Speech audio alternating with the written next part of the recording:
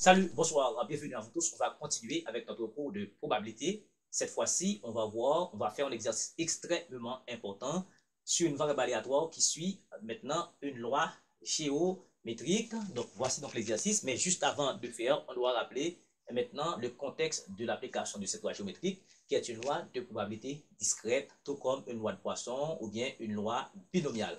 Maintenant, tout commence avec la loi de Bernoulli. C'est que ici, pour une loi de Bernoulli, d'accord, pour une loi de Bernoulli, qu'est-ce qu'on a?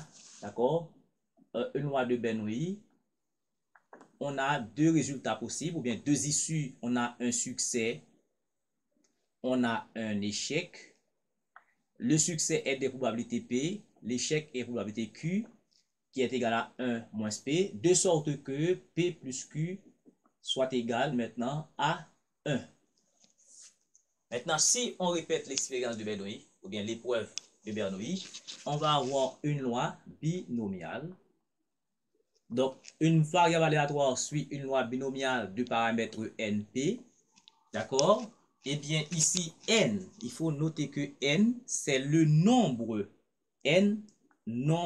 d'essais, d'accord, ou épreuves fixées à l'avance. Bon, je dis à l'avance. Fixées à l'avance et P, probabilité de succès. Probabilité de succès. D'accord? Pendant N épreuves. Probabilité de succès pendant N épreuves. N épreuves. Tel n'est pas le cas pour une variable aléatoire qui suit une loi géométrique. Donc, pour une variable aléatoire qui suit une loi géométrique, le nombre d'essais n'est pas fixé à l'avance. Donc, on est à la recherche du nombre d'essais pour avoir un premier succès. Il faut noter ça. D'accord? Une variable aléatoire X suit une loi géométrique du paramètre P. D'accord? Maintenant, X ici va être égal à K, qui est égal à nombre d'essais.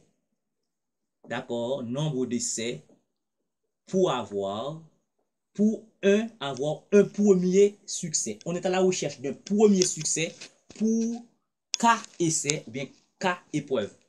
Eh bien, on va avoir l'espérance de X, ce sera 1 sur P.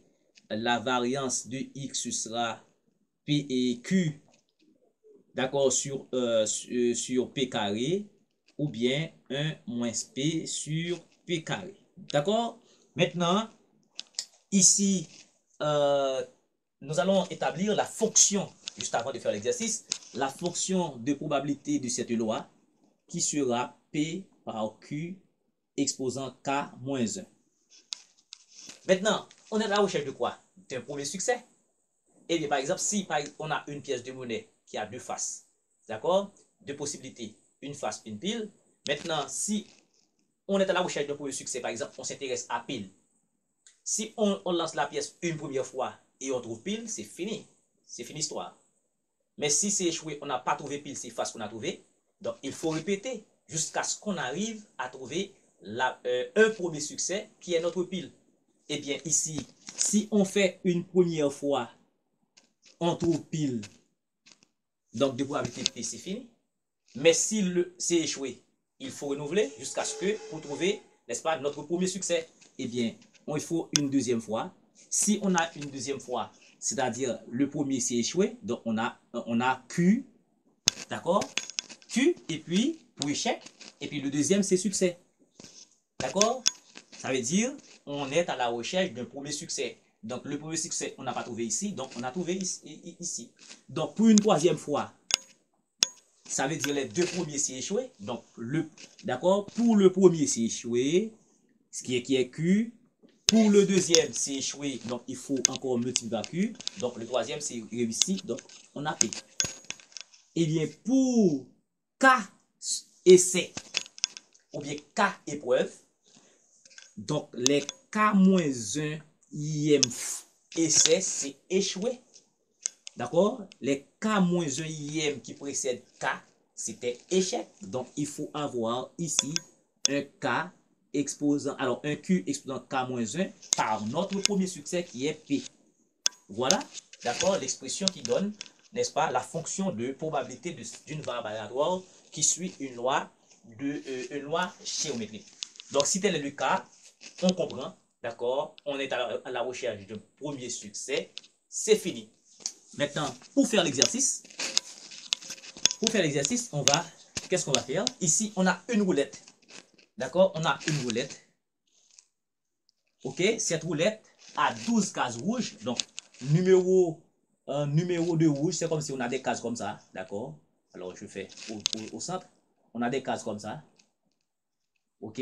On a des cases, etc. On a des cases rouges, des cases noires et des cases blanches. Donc, numéro case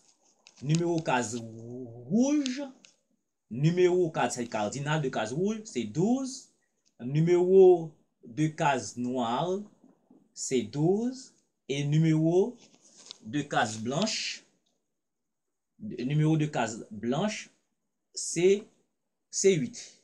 Donc, en fait, le nombre de cases total ici, c'est oméga. Je dirais cardinal de oméga. 12, 24 plus 8, ça fait 32. Voilà. Maintenant, question. Quelle est la probabilité d'avoir une première case rouge? Toujours dans un exercice pour identifier de quelle loi il s'agit, pour une loi géométrique, vous allez voir un premier succès. D'accord? Une première case rouge, une première pile, une première de quelque chose comme ça. Voilà. OK?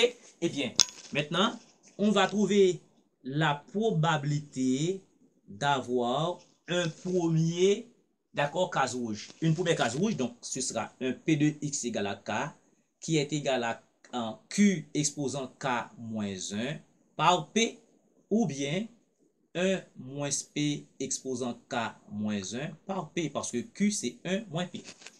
D'accord? Eh bien, maintenant, on a P de X égale à 1, parce que on veut avoir une première case rouge dans un premier essai, en un essai.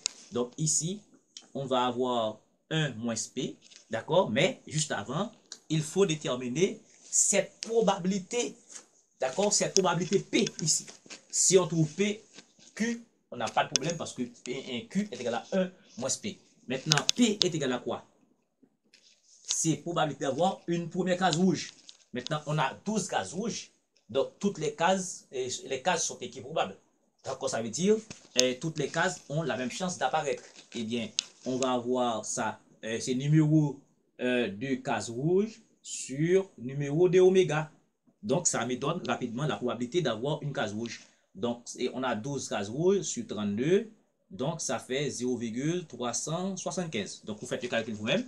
Maintenant, rapidement, pour trouver P de X égale à 1, donc ça fait, ici, c'est 1 moins P, d'accord? 1 moins P, 0,375, ici, d'accord?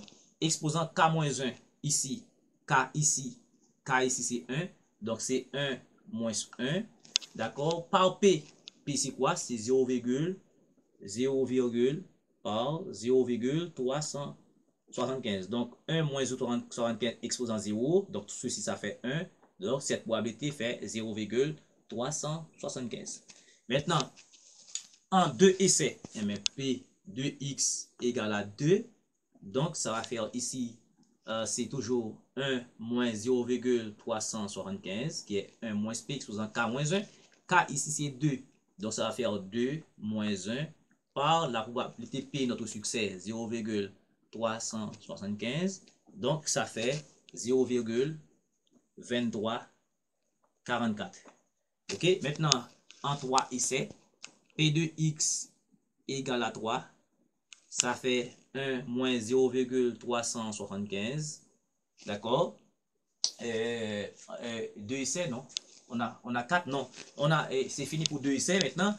Et la probabilité, d'accord, d'avoir une première case rouge en moins de 4 essais.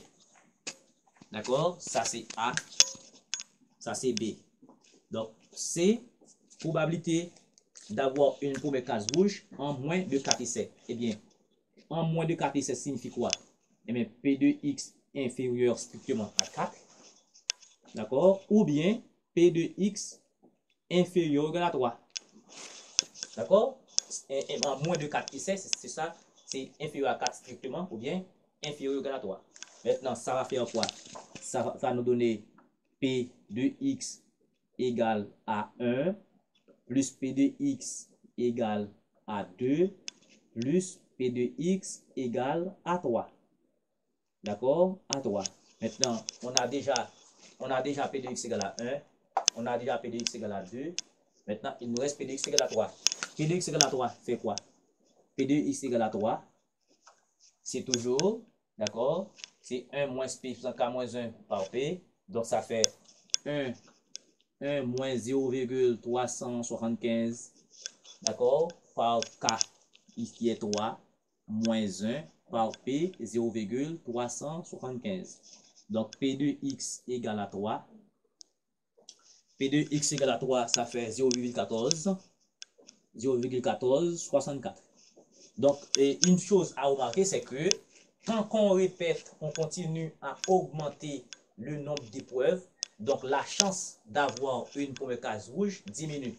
Donc, dans un essai, d'accord, quand on fait un seul essai, d'accord, la probabilité était de 0,375 ou bien environ 37%. D'accord, en deux essais, c'était 0,2344, donc ça fait 23% et quelques.